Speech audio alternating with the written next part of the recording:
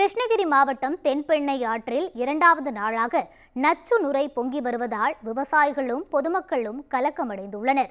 கர்நாடகாவில் நீர்பிடிப்பு பகுதிகளில் பெய்த கனமழையால் கிருஷ்ணகிரி மாவட்டம் ஓசூர் கெலவரப்பள்ளி அணைக்கு நீர்வரத்து அதிகரித்துள்ளது.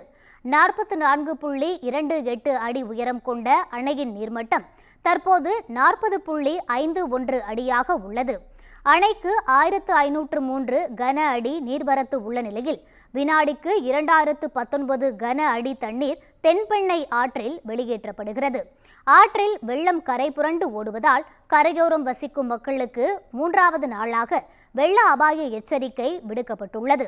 இதனிடையே கர்நாடக எல்லையில் உள்ள தொழிற்சாலையில் இருந்து வெளியேற்றப்படும் ரசாயன கழிவுகள் ஆற்றில் கலந்து இரண்டாவது நாளாக நச்சு நுரை பொங்கி வருகிறது. இதனால் பயிர் சாகுபடி பாதிக்கப்படும் என்று விவசாயிகள் கலக்கமடைந்துள்ளனர்.